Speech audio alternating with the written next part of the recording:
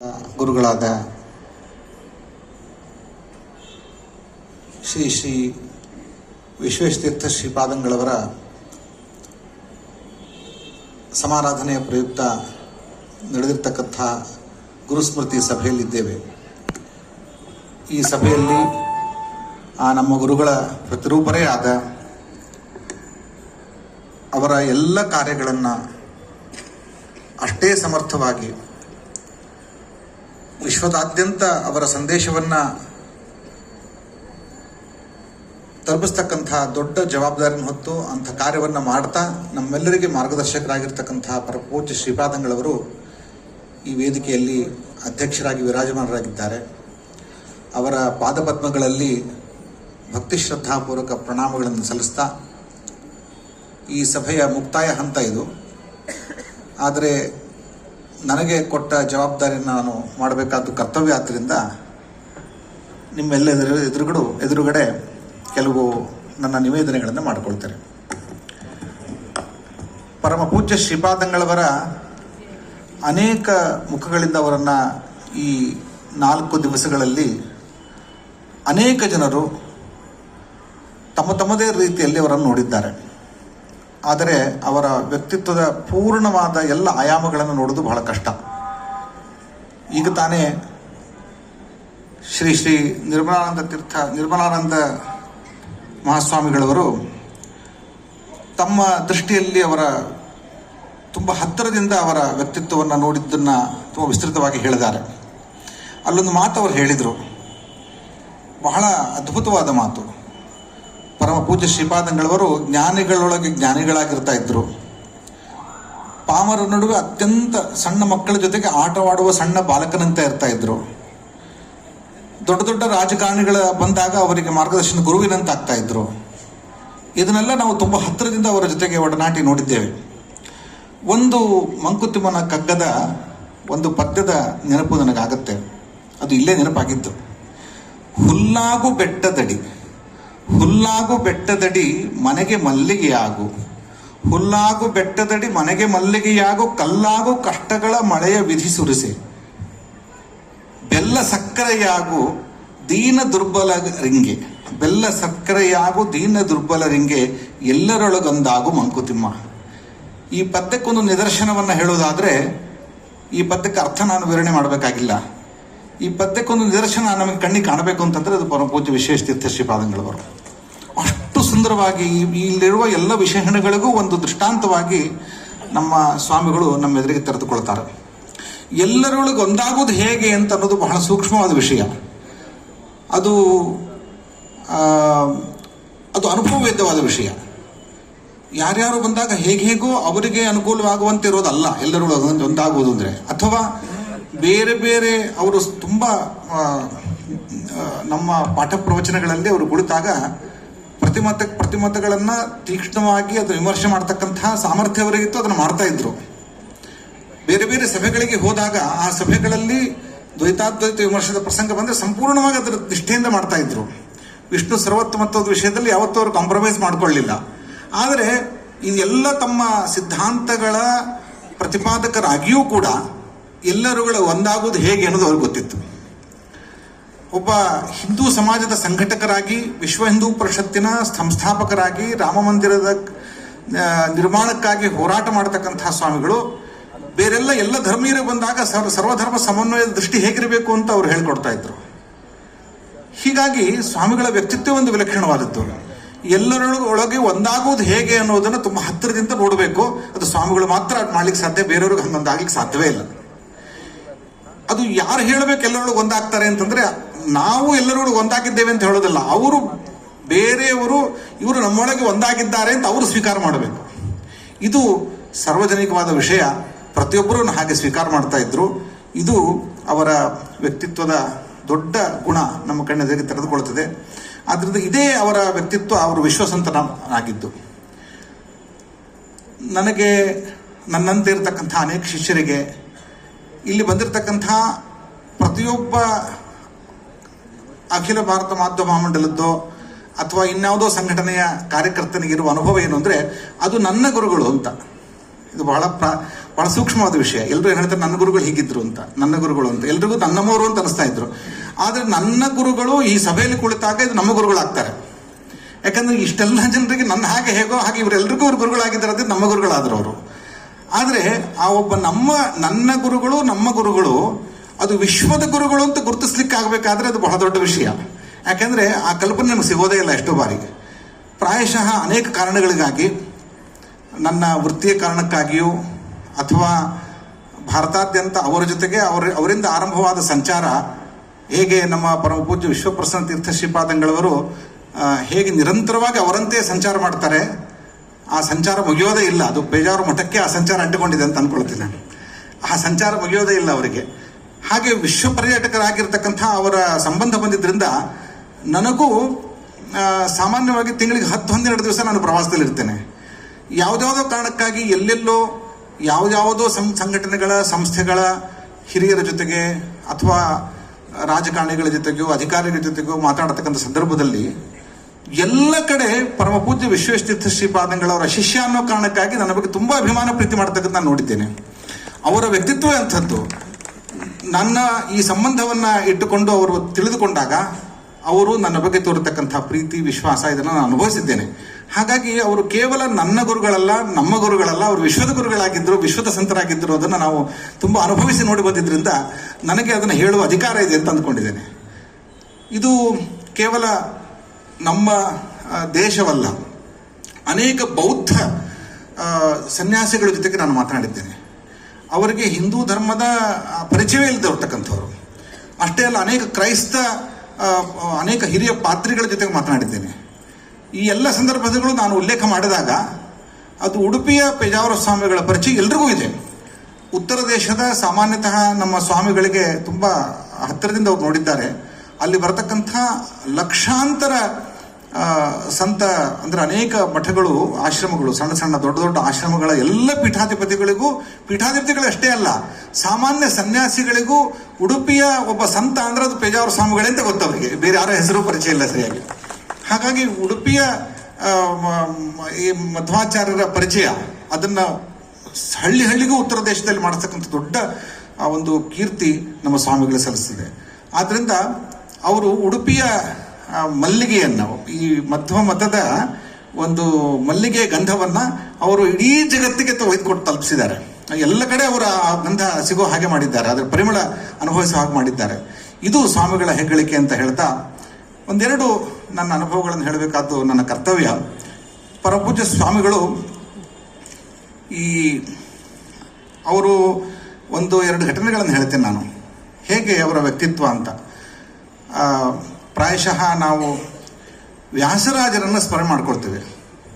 ಸೋಮನಾಥ ಕವಿಯ ಅವರ ವ್ಯಾಸರಾಜರ ಪರಿಚಯವನ್ನು ನಾವು ಪಡೆದುಕೊಳ್ತೇವೆ. ವಾದರಾಜರ ಹೇಗೆ ಅವರು ಅಲ್ಲಿಯ ಚಕ್ರವರ್ತಿ ಸ್ವಾಮಿಗಳನ್ನು ವ್ಯಾಸತೀರ್ಥರನ್ನು ಬರಮಾಡಿಕೊಂಡ, ಅವರ ಆಸ್ಥಾನದಲ್ಲಿ ವ್ಯಾಸತೀರ್ಥರಿಗೆ ದೊಡ್ಡ ಗೌರವವನ್ನು ಕೊಟ್ಟ, ಅದನ್ನು ಸ್ವೀಕರಿಸಿದ ವ್ಯಾಸತೀರ್ಥರು ಹಾಗೇ ವೈರಾಗ್ಯದಿಂದ ಹೋಗಿ ತಾವು ತನ್ನ ಆಶ್ರಮದಲ್ಲಿ ಹೇಗಿದ್ದರು ಅಂತ ಅನ್ನೋದನ್ನು ವರ್ಣನೆ ಮಾಡ್ತಾನೆ.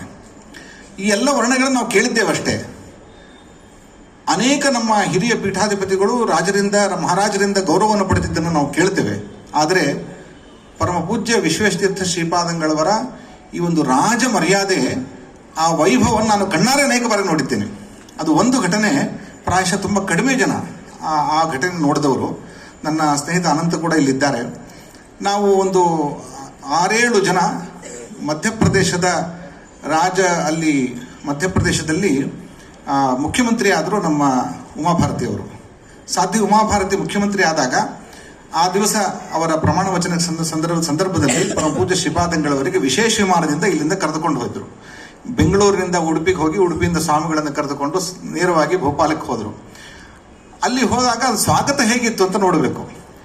ಅಲ್ಲಿ ಆ ವಿಮಾನ ನಿಲ್ದಾಣದಲ್ಲಿ ಸ್ವಾಮಿಗಳು ಯಾವ ಸಣ್ಣ ವಿಮಾನದಿಂದ ಇಳಿದ್ರೋ ಆ ವಿಮಾನ ನಿಲ್ದಾಣ ಮಧ್ಯಾಹ್ನದ ಹೊತ್ತಿನ ನಾವು ಅಲ್ಲಿ ಹೋಗಿದ್ದು. ಆ ವಿಮಾನ ನಿಲ್ದಾಣದಲ್ಲಿ ಎಲ್ಲ ಸ್ಥಗಿತಗೊಳಿಸಿ ಆ ಮಹಾದ್ವಾರದವರೆಗೆ ಈಗ ಹೇಗೆ ರೆಡ್ ಕಾರ್ಪೆಟ್ ಹಾಕಿದ್ರು ಹಾಗೆ ರೆಡ್ ಕಾರ್ಪೆಟ್ ಹಾಕಿದ್ರು. ಎರಡೂ ಕಡೆಗೆ ಪೊಲೀಸರು ನಿಂತಿದ್ರು. ಆಮೇಲೆ ಅಲ್ಲಿ ಸ್ವಾಮಿಗಳನ್ನು ಸ್ವಾಗತ ಮಾಡಲಿಕ್ಕೆ ಆ ಇಡೀ ಮಂತ್ರಿಮಂಡಲದ ಎಲ್ಲ ಸದಸ್ಯರು, ಮುಖ್ಯಮಂತ್ರಿಗಳಿಂದ ಹಿಡಿದುಕೊಂಡು ಇಡೀ ಚೀಫ್ ಸೆಕ್ರೆಟರಿಯಿಂದ ಹಿಡಿದುಕೊಂಡು ಎಲ್ಲ ಅಧಿಕಾರಿಗಳು ಅಲ್ಲಿ ಸಾಲಲ್ಲಿ ನಿಂತಿದ್ರು. ಸ್ವಾಮಿಗಳು ಹೋದ್ರೆ ಅವರೆಲ್ಲ ಪರಿಚಯ ಮಾಡಿಸಿ ಅವರೆಲ್ಲ ನಮಸ್ಕಾರ ಮಾಡಿದ್ರು. ಈಗ ಅಷ್ಟೇ ಅಲ್ಲ, ವಿಮಾನ ನಿಲ್ದಾಣದಿಂದ ಹಿಡಿದು ಮುಖ್ಯಮಂತ್ರಿಗಳ ಮನೆಯವರೆಗೆ ಇಡೀ ಅಲ್ಲಿಯ ಎಲ್ಲ ರಾಜದ್ವಾರ, ಅದೇನು ಮಹಾಮಾರ್ಗ ಇದೆಯಲ್ಲ, ಇಡೀ ಮಹಾಮಾರ್ಗವನ್ನ ತುಂಬಾ ತಾಳೆ ತೋರಣಗಳನ್ನು ಅಲಂಕರಿಸಿ ಸ್ವಾಮಿಗಳಿಗೆ ಸ್ವಾಗತದ ಫಲಕಗಳನ್ನು ಹಾಕಿದ್ರು. ಸಾಮಾನ್ಯವಾಗಿ ಮುಖ್ಯಮಂತ್ರಿ ಅದನ್ನು ಮುಖ್ಯಮಂತ್ರಿಯ ಫೋಟೋಗಳಿರ್ತವೆ, ಆದರೆ ಸ್ವಾಮಿಗಳ ಸ್ವಾಗತಕ್ಕೆ ಅಂತ ದೊಡ್ಡ ದೊಡ್ಡ ಫಲಕಗಳನ್ನು ಹಾಕಿ ಸ್ವಾಮಿಗಳನ್ನು ಸ್ವಾಗತ ಮಾಡಿದ್ದನ್ನು ನಾನು ಕಣ್ಣಾರೆ ನೋಡಿದ್ದೇನೆ. ಆ ಘಟನೆಯಲ್ಲಿ ಸ್ವಾಮಿಗಳು ಹೋಗಿ ಈಗ ಸ್ನಾನ ಮಾಡಬೇಕು, ತಡ ಆಯಿತು, ಜಪ ಮಾಡಬೇಕು ಅಂತಂದ್ರು. ಇಷ್ಟೆಲ್ಲ ಸ್ವಾಗತವನ್ನ ಮಾಡಿಸಿಕೊಂಡ ಸ್ವಾಮಿಗಳು ಅಲ್ಲಿಗೆ ಹೋದ ಮೇಲೆ ಅವರು ಮಾಡಿದ್ದೇನು ಅಂತಂದ್ರೆ, ನನಗೆ ತಡ ಆಯಿತು, ಈಗ ಜಪ ಆಗಬೇಕು, ನಿನ್ನ ಜಪ ಬಾಕಿ ಇದೆ ಅಂತ ಹೇಳಿ ಸ್ನಾನ ಮಾಡಿ ಜಪಕ್ಕೆ ಹೋದ್ರು. ಅವರು ಕಿಂಚಿತ್ತು ಅದರಿಂದ ವಿಕಾರ ಇರಲಿಲ್ಲ ಅವ್ರ ಮನಸ್ಸಲ್ಲಿ, ಸ್ವಲ್ಪ ಅವ್ರ ಮನಸ್ಸಲ್ಲಿ ಅದ್ರ ಬಗ್ಗೆ ಚರ್ಚೆ ಮಾಡಿಲ್ಲ ಅವರು. ಅಷ್ಟು ನಿರ್ವ್ಯಾಜವಾಗಿ ತಮಗೆ ದೊರೆತಂತಹ ಸ್ವಾಗತವನ್ನ ಸ್ವಲ್ಪವೂ ಅದನ್ನು ಹಚ್ಚಿಕೊಳ್ಳದೇನೆ ಹೋಗಿ ಸ್ನಾನ ಮಾಡಿ ಮತ್ತೆ ಅವರು ಜಪ ಮಾಡ್ತಾ ಕೂತ್ಕೊಂಡ್ರು. ಅಂತ ಅದು ಸ್ವಾಮಿಗಳ ವ್ಯಕ್ತಿತ್ವವನ್ನು ನಮಗೆ ತಿಳಿಸ್ಕೊಡ್ತದೆ. ಕಿಂಚಿತ್ತೂ ಅದರಲ್ಲಿ ವಿಕಾರವಾಗ್ತಾ ಇರಲಿಲ್ಲ. ಅಂಥ ದೊಡ್ಡ ಸ್ವಾಮಿಗಳನ್ನು ನಾವು ನೋಡಿದ್ದೇವೆ. ಈ ಸ್ವಾಮಿಗಳ ಇನ್ನೊಂದು ವ್ಯಕ್ತಿತ್ವ ಅಂತಂದರೆ, ನಾನು ಗೋವಿಂದಪುರಕ್ಕೆ ಹೋಗಿದ್ದೇನೆ. ಗೋವಿಂದಪುರ ಅಂತ ವಿಜಯಪುರದ ಹತ್ತಿರದಲ್ಲಿ, ಆಗ ಅಲ್ಲಿ ಇಡೀ ಗೋವಿಂದಪುರದ ಸಂಪೂರ್ಣ ನಾಶವಾಗಿ ಹೋಗಿದ್ದ ಹಳ್ಳಿಯನ್ನು ಪುನಃ ಕಟ್ಟಿದ್ದನ್ನು ನಾನು ಅಲ್ಲಿರ್ತಕ್ಕಂಥ ಹಳ್ಳಿಯ ಜನರ ಮುಕ್ತ ಭಾವಗಳನ್ನು, ಸ್ವಾಮಿಗಳು ಹೋದಾಗ ಅವರಿಗೆ ನೀಡಿದ ಸ್ವಾಗತವನ್ನು, ಸ್ವಾರಸ್ಯ ಅಂದರೆ ಅವರಿಗಿಂತ ರಾಜ ಮರ್ಯಾದೆಯೂ ಅವರಿಗಾಗಿದೆ. ಆ ಹಳ್ಳಿಯ ಸಣ್ಣ ಜಾಗದಲ್ಲಿ ನಡೆದುಕೊಂಡು ಹೋಗಿ ಆ ಹಳ್ಳಿಯ ಜನಗಳು ಮುಕ್ತ ಭಾವದಿಂದ ಸ್ವಾಗತ ಮಾಡಿದ್ದನ್ನು ನೋಡಿದ್ದೇವೆ. ಆ ಎರಡೂ ಸಂದರ್ಭದಲ್ಲಿ ಹಾಗೆ ಅಷ್ಟೇ ಪ್ರೀತಿಯಿಂದ ಅವರ ಸ್ವಾಗತವನ್ನು ಅವರು ಸ್ವೀಕಾರ ಮಾಡ್ತಾ ಇದ್ರು. ಆ ಹಂಸಲದೇವಿಗೆ ನಾನು ಹೋಗಿದ್ದೆ. ಹಂಸಲದೇವಿ ಅಂದರೆ ಸ್ವಾಮಿಗಳು 70ರ ದಶಕದಲ್ಲಿ ಇಡೀ ಹಳ್ಳಿಯೇ ಮುಳುಗಿ ಹೋಗಿದ್ದನ್ನು, ಆ ಹಳ್ಳಿಯನ್ನು, ಅಲ್ಲಿ ಕೃಷ್ಣನ ಮಂದಿರ ಇದೆ, ಪೂರ್ವದ ಸಮುದ್ರ ತೀರದಲ್ಲಿ ಕೃಷ್ಣನ ಮಂದಿರ ಇದೆ. ಆ ಕೃಷ್ಣ ಮಂದಿರದಲ್ಲಿ ಅವರು ಆಶ್ರಯನ ಪಡೆದು ಅಲ್ಲಿ ಜನಗಳು ಬದುಕಿದ್ರು. ಎಲ್ಲ ಹಳ್ಳಿಯ ಸಂಪೂರ್ಣ ನಾಶವಾಗಿ ಹೋಗಿತ್ತು. ಅಲ್ಲಿಯ ವಿಜಯವಾಡದ ಹಿರಿಯ ನಾಯಕರು ಹೇಳಿದ್ರು ನನಗೆ, ಇಲ್ಲಿಂದ ಯಾರೂ ಪೊಲೀಸರೇ ನಡೆದುಕೊಂಡು ಹೋಗಿರಲಿಲ್ಲ. ಆ ಹೊತ್ತಿನಲ್ಲಿ ಸ್ವಾಮಿಗಳು ಆ ಕೆಸರಿನಲ್ಲಿ ಕಾಲನ್ನಿಟ್ಟು 5-6 ಕಿಲೋಮೀಟರ್ಗಳ ಕಾಲ ನಡೆದುಕೊಂಡು ಹೋಗಿ ಹಳ್ಳಿ ಜನರಿಗೆ ಆಹಾರವನ್ನು ಕೊಟ್ಟು ಅವರು ನೋಡ್ಕೊಂಡು ಬಂದರು ಅಂತ ಹೇಳಿದರು. ಅಂಥ ಒಂದು ದುರ್ಘಟನೆ ಅಂದರೆ, ಅಲ್ಲಿ ಹಳ್ಳಿ ಜನರು ನೋಡಬೇಕು ಅನ್ನುವ, ಅವರಿಗೆ ಆಸರೆ ಕೊಡಬೇಕು ಅನ್ನುವ ಒಂದು ಭಾವ, ಆ ಕಾರುಣ್ಯ, ಆ ದಯೆ, ತಮ್ಮ ಎಲ್ಲ ಕಷ್ಟಗಳನ್ನು ಮರೆತು ಅಲ್ಲಿ ಹೋಗಿ ಅವರನ್ನು ನೋಡಿ ಆಮೇಲೆ ಅವರಿಗೆ ಒಂದು ಮನೆಯನ್ನು ಮಾಡಿಕೊಟ್ರು. ಆ ಎಲ್ಲ ಮನೆ ಮಾಡಿದ ಮೇಲೆ ನಾನು ಹೋಗಿದ್ದೆ. ಸುಮಾರು 25 ವರ್ಷಗಳ ನಂತರ ಅಲ್ಲಿ ಹೋಗಿದ್ದೆ ನಾನು. ಅಷ್ಟೊತ್ತಿಗೆ ಮರೆತಿರ್ಬಿಟ್ಟಿರ್ಬೇಕು ಅಲ್ಲಿ ಜನಗಳು. ಆದರೆ ನಾನು ಹೋಗಿ ಅವರಿಗೆ ಈ ಫೋಟೋ ತೋರಿಸಿದ ತಕ್ಷಣ ಕೆಲವು ಮನೆಗಳಿಗೆ ಕೆಲವು ಫೋಟೋಗಳಿತ್ತು. ಯಾರು ಫೋಟೋಗಳಿದ್ರು ಗೊತ್ತಾ? ಉಡುಪಿಯ ಕೃಷ್ಣನ ಫೋಟೋ ಇತ್ತು ಅಲ್ಲಿ. ಉಡುಪಿಯ ಕೃಷ್ಣನ ಫೋಟೋಗಳನ್ನ ಅವ್ರು ಎಲ್ಲರೂ ಕೊಟ್ಟಿದ್ರಂತೆ, ಇದು ನಿಮ್ಮ ಮನೇಲಿ ಇಟ್ಕೊಳ್ಬೇಕು ಅಂತ. ಅಲ್ಲೆಲ್ಲ ಇಟ್ಕೊಂಡಿದ್ರು ಆ ಮನೆಗಳಲ್ಲಿ. ಆ ಹಳ್ಳಿಯ ಹಿರಿಯ ವೃದ್ಧರೆಲ್ಲ ಸ್ವಾಮಿಗಳು ಬಂದಿದ್ದು, ಅವರು ನಮ್ಮ ಜೊತೆಗೆ ಮಾತನಾಡಿದ್ದು ಅದನ್ನೆಲ್ಲ ನೆನಪಿಸ್ಕೊಂಡ್ರು. ಹೀಗಾಗಿ ಅವ್ರು ಮತ್ತೊಮ್ಮೆ ಬರಬೇಕು ಸ್ವಾಮಿಗಳು ಅಂತ ಕೇಳ್ಕೊಂಡ್ರು ನನ್ನ ಹತ್ರ. ಅವ್ರಿಗೆ ಹೇಳಿ ಸ್ವಾಮಿಗಳಿಗೆ ಮತ್ತೊಮ್ಮೆ ಇಲ್ಲಿ ಬರಬೇಕು ಸ್ವಾಮಿಗಳು ಅಂತ. ಅಂದರೆ ಸ್ವಾಮಿಗಳು ತಾವು ಮಾಡಿದ ಉಪಕಾರವನ್ನು ಮತ್ತೆ ಅಲ್ಲಿ ಹೋಗಿ ಯಾವತ್ತೂ ಅವ್ರು ಹೋಗಿರಲಿಲ್ಲ. ಅಂದರೆ ಹೀಗೆ ಲೋಕೋಪಕಾರ ಮತ್ತು ದಯೆ, ಸಮಾಜ ಸೇವೆ, ಇದರಲ್ಲಿ ಸ್ವಾಮಿಗಳನ್ನು ತುಂಬ ತುಂಬ ಹೃದಯದಿಂದ ಅವರು ಮಾಡ್ತಾ ಇದ್ರು. ಅದು ಯಾರ ಪ್ರೀತಿಗಾಗೂ ಅಲ್ಲ, ಕೇವಲ ಭಗವಂತನ ಪ್ರೀತಿಗೆ ಅನ್ನುವ ದೃಷ್ಟಿಯಿಂದ ಮಾಡ್ತಾ ಇದ್ದನ್ನು ನಾವು ಸ್ವಂತ ಅನುಭವಿಸಿದ್ದೇವೆ. ಅಂಥ ಗುರುಗಳ ಈ ದಿವ್ಯ ಸ್ಮರಣೆ ಅದು ನಮಗೆ ದೊಡ್ಡ.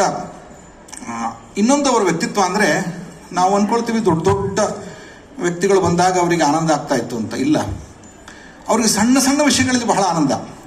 ಯಾರಿಗೋ ಮಾಡಿದ ಸಣ್ಣ ಅವರ ಮನೆ, ಈಗ ನನಗೆ ಜ್ಞಾಪಕ ಇದೆ, ಪ್ರಾಯಶಃ ನಮ್ಮ ವಿದ್ಯಾಪೀಠದಲ್ಲಿರ್ತಕ್ಕಂಥ ಯಾರ ಸಣ್ಣ ಮನೆಯ ಮದುವೆ ಪ್ರಸಂಗದಲ್ಲಿ ಹೋಗೋದಿಲ್ಲ ಅಂತಿಲ್ಲ. ಅವರು ಎಷ್ಟೋ ಬಾರಿ 2 ದಿವಸಗಳ ಪ್ರವಾಸ ಮಾಡಿಕೊಂಡು ಕಷ್ಟಪಟ್ಟು ಒಂದು ಮದುವೆ ಪ್ರಸಂಗ ಮನೆಯಲ್ಲಿ ಅವ್ರ ಮನೆಗೆ ಹೋಗಿ ಅವ್ರಿಗೆ ಆಶೀರ್ವಾದ ಮಾಡಿ ಬರ್ತಾ ಇದ್ರು. ಬೆಂಗಳೂರಿಂದ ಏರ್ಪೋರ್ಟ್ ಹೋಗುವ ಸಂದರ್ಭದಲ್ಲಿ ತನ್ನ ಶಿಷ್ಯನ ಒಬ್ಬ ತಂದೆ ಕೃಷ್ಣ ಸೇವಾಶ್ರಮದಲ್ಲಿ ಅವರು ಅಡ್ಮಿಟ್ ಆಗಿದ್ದಾರೆ ಅಂತ ಗೊತ್ತಾಗಿ ವಿಮಾನಕ್ಕೆ 10 ನಿಮಿಷ ತಡವಾಗಿ ಹೋದ್ರೂ ಪರವಾಗಿಲ್ಲ, ಅಲ್ಲಿಂದ ಹೋಗಿ ಕೃಷ್ಣ ಸೇವಾಶ್ರಮಕ್ಕೆ ಹೋಗಿ ಅವ್ರು ಹೋಗ್ತಾ ಇದ್ರು. ಅಂದರೆ ಅಷ್ಟು ಅವರ, ಎಷ್ಟು ನನಗೆ ಗೊತ್ತಿದೆ ಬ್ಯುಸಿ ಶೆಡ್ಯೂಲಲ್ಲಿ ಜನಗಳು ಹೇಗೆ ಯೋಚನೆ ಮಾಡ್ತೀವಿ ನಾವು ಅಂತ. ಆದರೆ ಅವರ ಯೋಚನೆ ಬೇರೆ ಆಗಿತ್ತು. ಅದು ಅವರ ತುಂಬ ಸಹಜವಾಗಿ ನನಗೆ ಚೆನ್ನಾಗಿ ಜ್ಞಾಪಕ ಇದೆ. ಅವರು ಒಬ್ಬ ಸನ್ಯಾಸಿಗಳಿಗೆ ಈ ಒಂದು ಪರಿಸ್ಥಿತಿ ಗೃಹಸ್ಥರ ಜೀವನದ ಸಮಸ್ಯೆಗಳ ಅರಿವೇ ಸನ್ಯಾಸಿಗಳಿಗೆ ಇರೋದಿಲ್ಲ ಸಾಮಾನ್ಯವಾಗಿ, ಯಾಕೆಂದರೆ ಅವರಿಗೆ ಒಂದು ಪ್ರಪಂಚವೇ ಬೇರೆ ಇರ್ತದೆ. ಆದರೆ ನಮ್ಮ ಸ್ವಾಮಿಗಳು ನಮ್ಮ ಗೃಹಸ್ಥ ಶಿಷ್ಯರು ಹೋದಾಗ ಅವರ ಮನೆಯಲ್ಲಿರ್ತಕ್ಕಂಥ ಪರಿಸ್ಥಿತಿಗಳನ್ನು ಅರ್ಥ ಮಾಡಿಕೊಳ್ಳೋ ರೀತಿ, ಏನು ಕೇಳ್ತಾ ಇದ್ರು ಗೊತ್ತಾ ಎಷ್ಟೋ ಬಾರಿ, ನೀನು ಮನೇಲಿ ಊಟಕ್ಕೆ ಏನು ಮಾಡ್ತಾ ಇದೀಯ ಅಂತ. ಸಣ್ಣ ವಿಷಯ, ಸಣ್ಣ ಮಠಗಳಲ್ಲಿ ಊಟದ ಪ್ರಶ್ನೆ ಇರಬಾರ್ದು, ಯಾಕಂದ್ರೆ ಮಠದಲ್ಲಿ ಯಾವತ್ತೂ ಊಟ ಇರ್ತದೆ, ದೊಡ್ಡ ವಿಷಯವೆಲ್ಲ. ಆದರೆ ಯಾವುದೋ ಒಂದು ಪ್ರಸಂಗದಲ್ಲಿ ತುಂಬ ಕಷ್ಟದಲ್ಲಿರುವ ಗೃಹಸ್ಥನ ಮನೆಯಲ್ಲಿ ನೀನು ಊಟಕ್ಕೆ ಹೇಗೆ ಮಾಡ್ತಾ ಇದ್ದೀಯ ಅನ್ನೋ ಪ್ರಶ್ನೆಯನ್ನು ಅವ್ರು ಕೇಳ್ತಾ ಇದ್ರು. ಅಂದರೆ ಎಷ್ಟು ಸಹಜವಾಗಿ ಅವನಿಗಿರುವ ಸಮಸ್ಯೆಗಳು, ಅದಕ್ಕೇನು ಪರಿಹಾರ ಇರಬಹುದು ಅಂತ ಯೋಚನೆ ಮಾಡ್ತಕ್ಕಂಥ ಒಂದು ಸಣ್ಣ ದೊಡ್ಡ ಹೃದಯ ಆ ಸ್ವಾಮಿಗಳದ್ದಾಗಿತ್ತು. ಆದ್ದರಿಂದ ವಿಶ್ವಸಂತನಾಗೋದು ಕೇವಲ ಪ್ರಸಿದ್ಧನಾಗೋದ್ರಿಂದ ಆಗೋದಿಲ್ಲ. ವಿಶ್ವಸಂತನಾಗೋದು ಎಲ್ಲರ ಮನದೊಳಗೆ ಮನೆ ಮಾಡುವ ಸಂತ ವಿಶ್ವಸಂತನಾಗ್ತಾನೆ. ಅಂಥ ದೊಡ್ಡ ಸಂತರು ನಮ್ಮ ಸ್ವಾಮಿಗಳು ಅಂತ ಹೇಳ್ತಾ, ನಮ್ಮ ಪರಮ ಪೂಜ್ಯ ವಿಶ್ವಪ್ರಸನ್ನ ತೀರ್ಥ ಶ್ರೀಪಾದಂಗಳವರು ಅಂಥದೇ ನಾನು ಅನೇಕ ಸಂವಾದಗಳನ್ನು ದೊಡ್ಡ ಗುರುಗಳು ಮಾಡಿದ್ದನ್ನು ನಾನು ನೋಡಿದ್ದೇನೆ. ಜೊತೆಗೆ ದೊಡ್ಡ ದೊಡ್ಡ ಪತ್ರಕರ್ತರ ಜೊತೆಗೆ, ಹುಡುಗರ ಜೊತೆಗೆ ಥಟ್ಟನೆ ಉತ್ತರ ಕೊಡ್ತಾ ಇದ್ರು. ನಾನು ಕಳೆದ ವರ್ಷ ಒಂದು ಬಾರಿ ಪ್ರಾಯಶಃ ನನ್ನ ಮೊದಲ ಅವರ ಜೊತೆಗೆ ಒಂದು ಸಣ್ಣ ಪ್ರವಾಸ ಅಂತ ಹೇಳ್ಬೋದು. ಡೆಲ್ಲಿ IIT-ನಲ್ಲಿ ಒಂದು ಸಂವಾದ ಇತ್ತು. ಅಲ್ಲಿ ನೀವ್ಯಾರು ಬಂದಿಲ್ಲ ಆದರೆ ನಾನು ಸಾಕ್ಷಿ ಆದ್ರಿಂದ ಹೇಳ್ತಾ ಇದ್ದೇನೆ. ಡೆಲ್ಲಿ IIT-ನಲ್ಲಿ ಸ್ವಾಮಿಗಳನ್ನು ಒಂದು ಸಂವಾದಕ್ಕೆ ಕರೆದ್ರು. ಅಲ್ಲೊಂದು 50 ಜನ ಹುಡುಗರು, ಎಲ್ಲ ತುಂಬ ಫಾರ್ವರ್ಡ್ ಥಿಂಕಿಂಗ್ ಮತ್ತು ವಿಷಯಗಳನ್ನು ತಿಳಿದುಕೊಳ್ಬೇಕನ್ನೋರು, ಧಾರ್ಮಿಕ, ರಾಜಕೀಯ ಎಲ್ಲ ವಿಧಗಳನ್ನು ಪ್ರಶ್ನೆಗಳನ್ನು ಮಾಡಿದ್ರು ಅವರು. ಆದರೆ ಸ್ವಾಮಿಗಳು ಎಷ್ಟು ಚೆನ್ನಾಗಿ, ಅಂದರೆ ದೃಢವಾಗಿ, ಸ್ಪಷ್ಟವಾಗಿ, ತುಂಬ ದೀರ್ಘದೃಷ್ಟಿಯ ಉತ್ತರಗಳನ್ನು ಹೇಳಿದರು ಅಂತಂದರೆ ತಕ್ಷಣ ಒಂದು ಸ್ವಲ್ಪ ಯೋಚನೆ ಮಾಡದೆ ಅವ್ರು ಹೇಳಿರ್ತಕ್ಕಂಥ ಎಲ್ಲ ಪ್ರಶ್ನೆಗಳಿಗೆ ಉತ್ತರ ಕೊಟ್ಟಾಗ ಅಲ್ಲಿಯ ಮಕ್ಕಳು, IIT-ಲಿ ಓದ್ತಕ್ಕಂಥ ಬೆಸ್ಟ್ ಬ್ರೇನ್ಸ್ ಅಂತ ಹೇಳ್ತೀವಲ್ಲ, ಅದು IIT ಡೆಲ್ಲಿಯಲ್ಲಿ ಬಹಳ ಸೂಕ್ಷ್ಮವಾಗಿರ್ತದೆ. ಅಂತಹ ಸಂದರ್ಭದಲ್ಲಿ ಸ್ವಾಮಿಗಳು ಆ ಸಭೆಯನ್ನು ಹ್ಯಾಂಡಲ್ ಮಾಡಿದ ರೀತಿಯನ್ನು ನೋಡಿದಾಗ ನನಗೆ ಪುನಃ ವಿಶ್ವೇಶತೀರ್ಥರೇ ಇಲ್ಲಿದ್ದಾರೆ ಅಂತ ನನಗೆ ಭಾವನೆ ಬಂತು. ಆದ್ದರಿಂದ ವಿಶ್ವೇಶತೀರ್ಥರ ಸಮಾರಾಧನೆ ಸಂದರ್ಭದಲ್ಲಿ ನಾವು ಅವರನ್ನು ಕಳೆದುಕೊಂಡೇ ಇಲ್ಲ. ಯಾಕೆಂದರೆ ವಿಶ್ವಪ್ರಸನ್ನ ತೀರ್ಥ ರೂಪದಲ್ಲಿ ಅವರೇ ಇದ್ದಾರೆ. ಅವರು ಇದ್ದು ನಮಗೆ ಮಾರ್ಗದರ್ಶನ ಮಾಡ್ತಾ ಇದ್ದಾರೆ ಅಂತನ್ನುವ ಭರವಸೆ, ವಿಶ್ವಾಸದೊಂದಿಗೆ ನನ್ನ ಈ ಮಾತುಗಳನ್ನು ಮುಗಿಸ್ತೇನೆ. ಕೃಷ್ಣಾರ್ಪಣಮಸ್ತು. ಗುರುಗಳ ಗುಣವನ್ನು ತಾವು ಸಂಪೂರ್ಣವಾಗಿ ಮೈಗೂಡಿಸಿಕೊಂಡವರು. ವಿಶ್ವವಿದ್ಯಾಲಯದ ಕುಲಪತಿಗಳಾದರೂ ಕೂಡ ತಾವು ಯಾವುದೇ ಗತ್ತು ಇತ್ಯಾದಿಗಳನ್ನು ತೋರಿಸದೆ ಬಹಳ ಮೃದುವಾಗಿ ಎಲ್ಲರ ಜೊತೆ ಹೊಂದಿಕೊಂಡು ಮಾತಾಡಿದ್ದಾರೆ. ಅವರಿಗೆ ನಮ್ಮ ಗುರುಗಳು ಅನುಗ್ರಹವನ್ನು ಮಾಡಬೇಕು ಅಂತ ಕೇಳ್ಕೊಳ್ತೇನೆ. ಮುಂದೆ ಸಾಂಸ್ಕೃತಿಕ ಕಾರ್ಯಕ್ರಮಗಳು ನಡೆಯಲಿವೆ. ಪ್ರವೀಣ್ ಗೋಡ್ಖಿಂಡಿಯವರು ಹಾಗೂ ಜಯತೀರ್ಥ ಮೇವಂಡಿಯವರ ಜುಗಲ್ಬಂದಿ ಕಾರ್ಯಕ್ರಮ ನಡೆಯಲಿದೆ. ಅದಕ್ಕಿಂತ ಮುಂಚಿತವಾಗಿ ಒಂದು ಪುಸ್ತಕ ಬಿಡುಗಡೆ ಕಾರ್ಯಕ್ರಮ ಹಾಗೂ ಸಮ್ಮಾನ ಕಾರ್ಯಕ್ರಮ ಅನ್ನುವಂಥದ್ದಿದೆ. ಮಾತೆಯರಿಗೆಲ್ಲರಿಗೂ ಬಹಳ ಮುಖ್ಯವಾಗಿ ಹೇಳಬೇಕು, ಉಪಹಾರದ ವ್ಯವಸ್ಥೆಯೂ ಕೂಡ ಇದೆ. ಮನೆಗೆ ಹೋಗಿ ಮತ್ತೆ ಒಲೆ ಹಚ್ಚಿ ಶುರು ಮಾಡಬೇಕು ಅನ್ನುವಂಥ ತಲೆಬಿಸಿಯೂ ಕೂಡ ಇಲ್ಲ. ಎಲ್ಲದರಲ್ಲೂ ಕೂಡ ತಾವೆಲ್ಲ ಭಾಗಿಯಾಗುವುದಿದ್ದೀರಿ.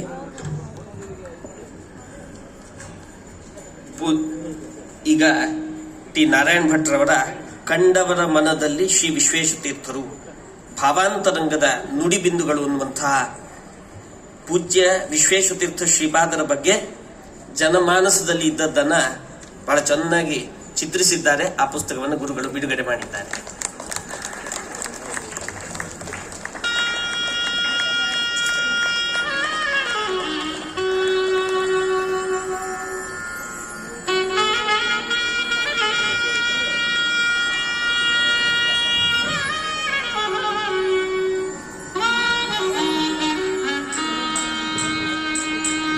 ಈಗ ಸನ್ಮಾನ ಕಾರ್ಯಕ್ರಮ ಪ್ರಾರಂಭವಾಗಲಿದೆ.